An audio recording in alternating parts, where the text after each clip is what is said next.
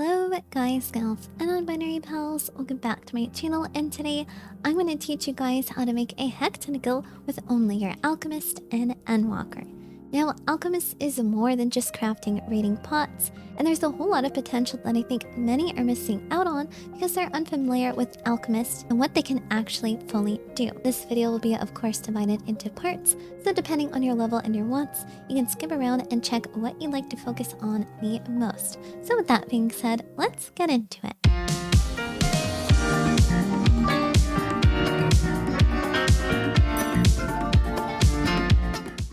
But before I do go ahead and start, any and all lists, of course, will be down below with, of course, any rotations that I will be showing or using. And the playlist with all the other class-specific guides that I am making and that I'm about to make will be also up here to the right or down below. The first section we'll go over is intermediates and coupled with low-level crafting. Now with Alchemist, if you're not crafting the current consumables, almost everything you'll be selling is an intermediate. Therefore, this section is going to be quite large and we'll go over into crafting from levels 1 to 50, 50 to 80, and 80 to 90. Of course, not all of these are intermediates. I'm just putting together the two lists since they overlap so much. First off, Alchemist creates a ton of useful things like glues, Alkahest, varnishes, matrons, etc. And it's great because many old glamours, furniture pieces, weapons that still require these materials will always be relevant due to people always coming back to these items.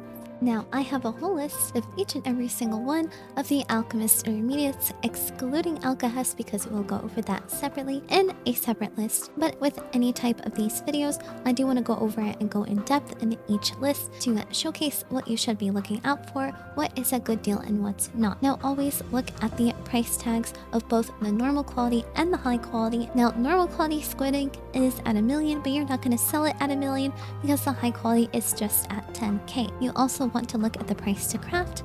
4.2K, not bad if you're going to sell it at 10K. You also want to go and look what it's going to be selling on other servers and if it's selling well enough on your server to make it worthwhile. Meaning, if it is being bought at 10K often, it of course is good to sell it at 10K, even if on Ragnarok it's only selling for 2K.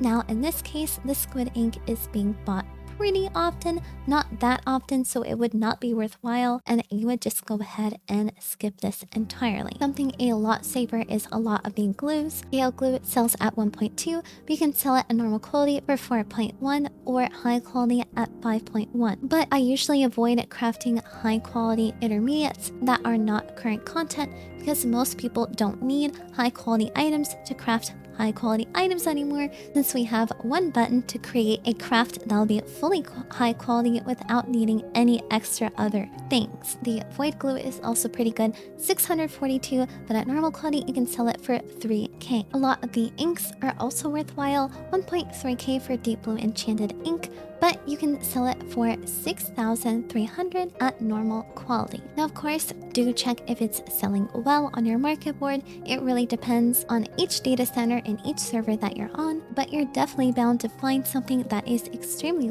worthwhile and easy to craft. Now, let's go into the Alkahest. Now, Alkahests are something that people don't usually pay attention to, but is needed for so many crafts consistently throughout each and every single expansion. At normal quality and high quality, grade 1 to grade 6, you can find a ton that are worthwhile to craft and sell. Now, of course, these prices are a little bit exorbitant. They are usually not this expensive, but still people are buying 5.7K per 20, 93 per 2K, and the best thing is when you craft one of these, you're gonna get 3 back. The grade 6 ones are also just as good at normal quality and high quality, and so many are being sold per day, and this is just on my server. And now we can go and take a look at the list. It has each and every Alkahest listed, see what's worthwhile, and see how much it costs to craft one set of 3. Now, something to keep in mind here, you're gonna see 1.8K, but you're gonna be making 19K per one. That's not true. It is 19K per one, but every time you craft an Alkahest, you get 3 back. So you're gonna have to go and do a little bit of math for each one that you go ahead and look at, because even though it is 555, it is actually not. It's 555 times 3. But a lot of the grade 6 are of course going to be selling well. You need to look if whether mind is selling better than intelligence or vitality is selling better than strength. Also, not every Alkahest is called Alkahest. The Reizuis are also very good as well. And for a very low price to craft, you can get a lot back with just one craft. So of course, take a few that you want to look at, see how much it costs on your market board, see how often they are bought, and check whether or not it is worthwhile to be crafting only normal quality or a mixture of high quality and normal quality. Next up is low level crafting. Now, Alchemist is super strong in this regard. There are so many items, from class quest items to leave quest items, that people are buying multiples per day and for quite a bit without requiring a max level crafter or a max level crafter that is fully geared. But of course, if you are looking for max level crafts, we will go into endgame crafting in the next section, but for now, we're gonna stick with low level crafting. Now, as I mentioned, class quest items, specifically for Alchemist, sell very well. As you can see, the budding rosewood wand takes a very small investment to make consistently 40k each day, and multiple, at least 3 are being bought per day. So 120k with probably around an investment of 1k, you can easily make a ton of money this way. And of course, each and every single class quest item will be down in a list below. But now we can go over some of my favorites from 1 to 50. First up, at level 51, you can start crafting the enchanted mithrite ink, which sells well at normal quality and high quality. Now, the reason why some of these prices are in red here is because you can buy this cheaper at a vendor. So you can either craft, or you can go ahead and buy this from a vendor and flip it that way. The horn glue, which is craftable at level 30, a world apart, which is craftable from level 50, and finally the budding rosewood wand, craftable at level 49. From level 51 to 80, we're starting off with the noble gold, which is craftable at level 60, the superior spirit bond potion, which is craftable from level 72, the tempered glass, which is craftable at level 60, luminous fiber, which is also craftable at level 60, the starch glue, which is craftable at level 75, and the assorted candles, which is craftable at level 70. Now, from 81 to 90, I'm pulling from the level 70 to 90 leave quests list, which will be, of course, down below. You can check out each and every single item which is used for leave quests for Alchemist from level 70 to 90, which happen to do sell very well at high quality, since usually at this point your firmament levels start to drop off and you're going to start wanting to transfer into leave quests to efficiently level your crafter. That's where we can come in and start crafting these items. So craftable from level 86 is the Cumbera Skin Grimoire, then the Ophiatoris Magitech Codex, which is craftable from level 88, the Saiga Skin Codex, which is craftable from level 84, and the Lonchon Toad Skin Codex, which is craftable from level 82. Now that wraps it up for low level crafting. Now we can go into endgame crafting. Now, endgame crafting with Alchemist is extremely profitable. I easily made it 20 million in a course of a week. The only issue was that I was crafting for an incredibly long amount of time. Now, of course, you can craft each of these with food and a macro. Now, per every 30 minutes, I would be crafting around 28 to 30 pots. Now 30 if I'm actually on top of crafting and pressing the macro at the right time, but sometimes I'm not paying a full attention. I miss 5 minutes in between and I end up crafting less in between that 30-minute window. But if you do have a lot of free time, or if you're busy doing something else where it allows you to be able to press a macro every so often, then this is a great way to make a whole lot of gil. Sells very quickly, and especially with the ultimate coming soon, I honestly would stock up on a lot of these mats to bulk sell on the ultimate drop, which happens at around mid-April. Now, the other way to endgame craft is of course with Scrips. And like the Weaver video, I have created the Alchemist version of how to get Scrips for level 7 Materias, level 9 Materias, and level 10 Materias. So we can go ahead and take a look at those lists now. So this is the purple Scripts with Alchemist number 10. And we can see here that I'm going to have to craft 5 of these Ophiutorus Magitech Codexes to get 1 Materia. Now, these 3 Materia 10s, the Command, Competence, and Cunning, we can take a look and see how much it is, which one would be the most worthwhile to buy. Now, Command is by far the most expensive one, but even if we bought only commands with our scripts, we would still be losing money because 4.4 times 5 is over 20k per 1 Command Materia 10. So we would be losing out on 5k. I still bring this up because this is highly patch-based, time-based, and server-based. Because sometimes something can be extremely devalued in one of the mats. I can go ahead and buy that up and easily make profit even if the command materia is at 15k.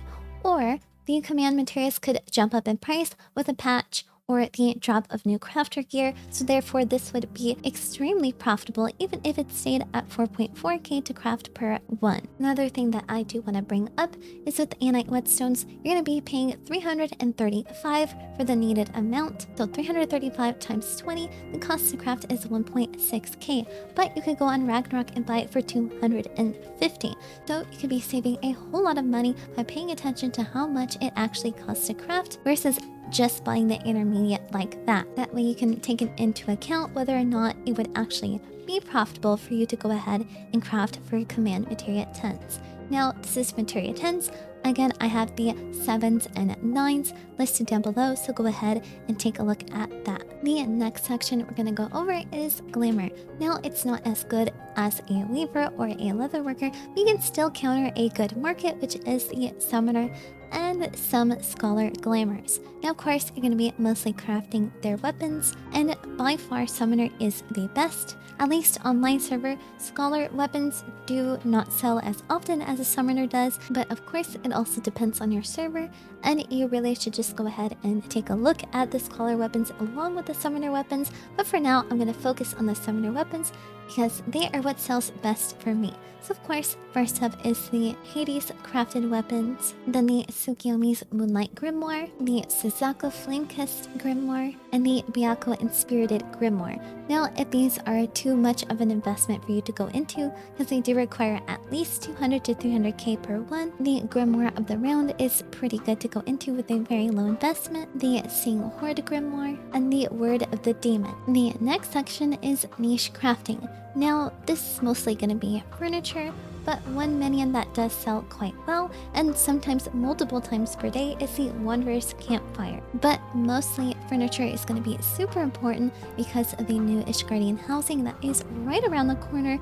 I highly recommend getting a lot of these because so many of these are popular housing items. I'll also be sectioning off the furniture by outdoor and inside, so depending on your server, I would mostly focus on inside if your server does not have much housing to go around, because most times people don't have an outside, sometimes they only have an apartment or an FC room, so inside furniture is a little bit more relevant. But with Ishgard housing coming around, the outdoor items will also sell just as well soon. But first, to start off with the outdoor furnishing, the Glade Gazebo is number 1, then it's the brick paving, then the Oriental grass plot, the lupin plot, the hedge partition, and the corner hedge partition. For the inside furniture, first up is the leafy ceiling lamp, the planter partition, the potted dragon tree, the potted elephant's ear, the potted dragon tree, the potted umbrella fig.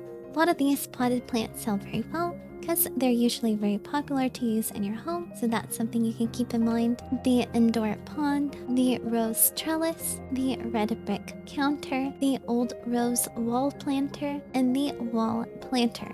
Now, these are all a mixture of low-level items and high-level items, so depending on your crafter's level and gear, you can have a great mixture of all these different types of furniture with only your Alchemist. Now, the next section of niche crafting is Orchestrion rules. Now, this is a mixture of non-craftable and craftable Orchestrion rules, just in case you want to go and see. Well, it is cheaper to buy from an NPC. I could spend 5k, but go ahead and sell it for 61k.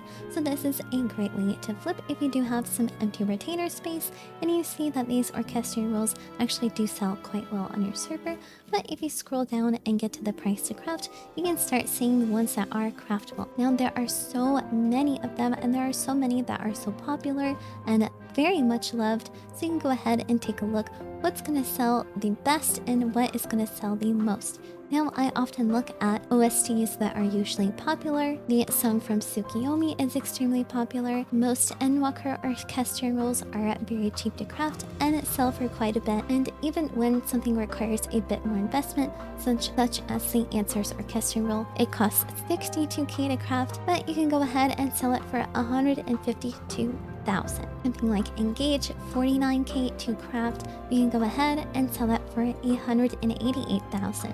There are so many here, just go ahead, take a look what sells the best and for the most on your server. The next section is Masterbook Crafting, which is a great way to craft something that requires a bit of a barrier of entry.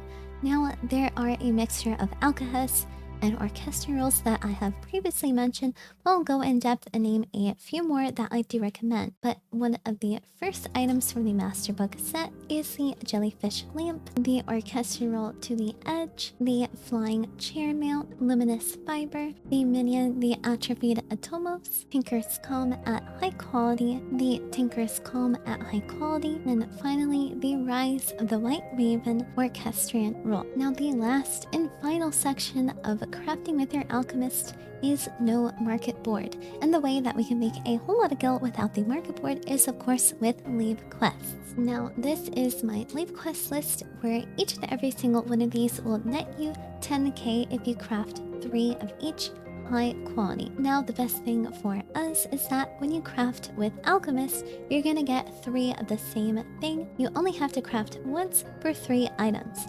Now, the Commanding Craftsman's Drought is for the leave quest that we will be looking for, so the price to craft is 551 for the 10k you're going to be getting back. So for every leave quest that we finish, we're going to be making a profit of 9,500. Sometimes a leave quest will give you a little bit more and a little bit less depending on the reward, since it does change every time we do a leave quest, but overall you're going to be gaining around that 9.5k per leave quest. And that's without having to worry about the market board, other than just buying the mats if you want to, or you can go ahead and gather all the mats yourself. This is a great way to do that without having to worry about the market board too much. So that's how you can make a heck ton of gil with only your Alchemist in Endwalker. Thank you guys so much for watching. I hope this is going to help you out with your Alchemist and your gil making needs. Of course, if you're interested in Weaver, Leatherworker, Fisher, and more classes to come, take a look at the playlist that I'll link down below, and of course in this video. So guys, thank you again so much for watching. Thank you to everyone that supports me on Twitch, Discord, and YouTube, and our YouTube members. Thank you so much, and I wouldn't be able to do this without you. Like, comment, and subscribe if you want to, and I'll see you in the next video. Bye-bye!